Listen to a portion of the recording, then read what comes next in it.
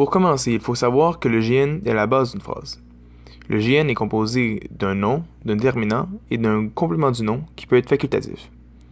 Dans l'exemple suivant, les loups sauvages se tiennent en meute, le lait est le déterminant, loup est le sujet et le noyau du GN, et sauvage est l'adjectif.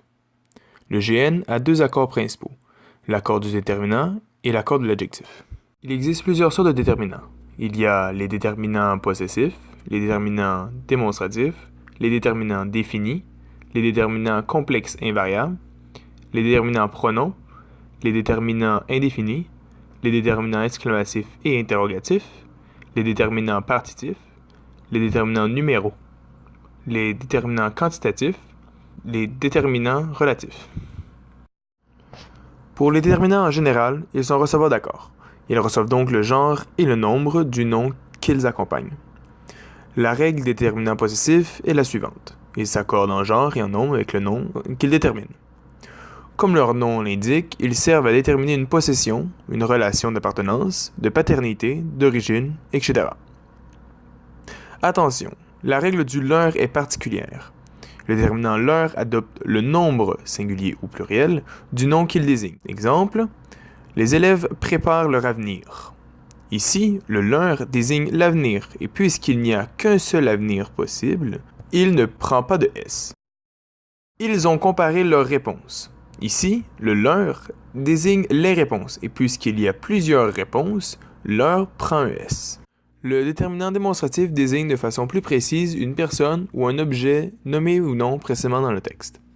On les voit sous ces formes. Ce devant un nom masculin singulier, cet devant un nom masculin singulier qui commence par une voyelle, cet devant un nom féminin singulier, et ces devant un nom pluriel. Attention, on utilise ce devant une consonne ou un H aspiré et cet devant une voyelle ou un H muet. Il est aussi possible d'ajouter des adverbes si et cela après le nom précédé d'un déterminant démonstratif.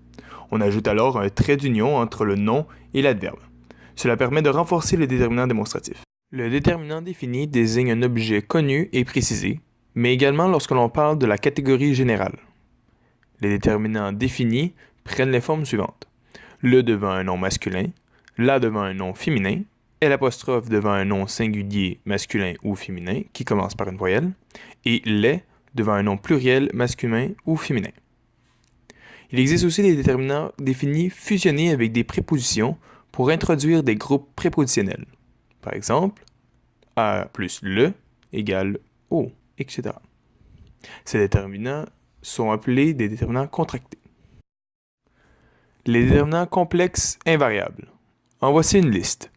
Peu de, assez de, beaucoup de, pas mal de, tellement de, tant de, autant de, trop de, combien de, que de.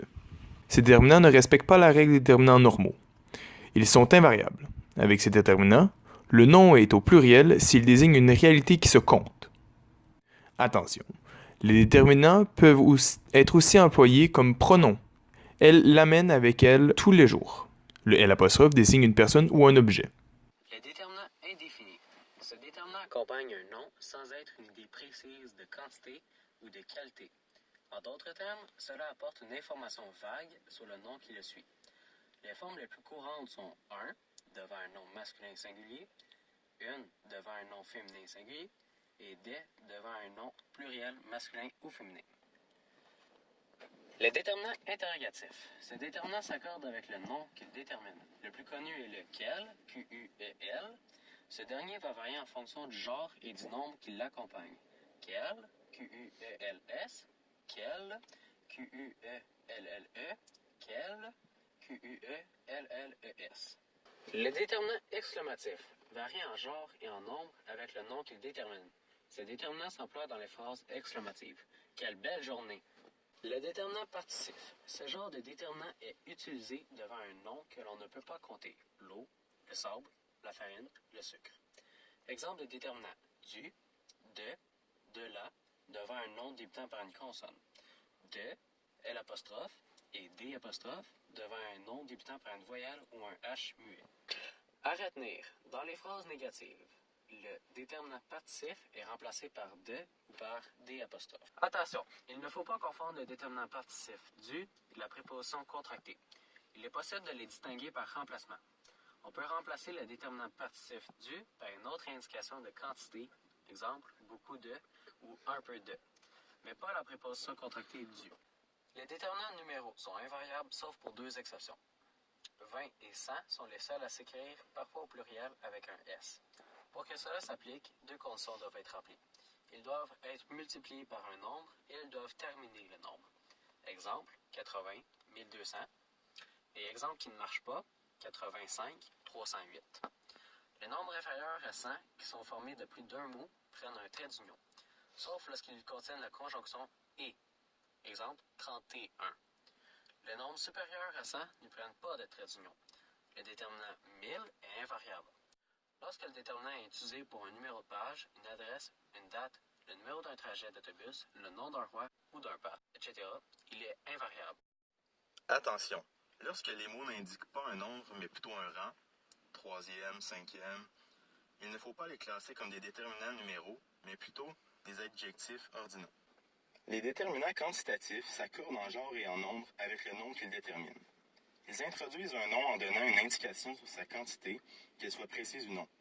Les déterminants quantitatifs peuvent exprimer une quantité nulle, totale ou encore une quantité imprécise. Aucun, nul, chaque, n'importe, certain, différent, plusieurs, tout. Pour ce qui est des déterminants, chaque et plusieurs, chaque est invariable et s'emploie seulement avec un nom singulier. Plusieurs, pour sa part, est invariable et s'emploie seulement avec un nom au pluriel. Le déterminant relatif est plutôt rare, mais toutefois employé dans les textes officiels. Il sert à introduire un nom qui a déjà été utilisé ou évoqué dans une autre phrase. Il varie toujours en genre et en nombre avec le nom. Exemple de déterminant relatif. Lesquels, duquel, auquel et leurs variations au féminin et au pluriel. Voici quelques déterminants qui méritent une certaine attention. Aucun est nul. Ces déterminants s'accordent en genre seulement et demeurent au singulier, sauf devant un nom qui s'emploie toujours au pluriel. Par exemple, funérailles. Différents, divers et certains. Ces déterminants s'accordent en genre seulement et demeurent toujours au pluriel. L'accord de l'adjectif.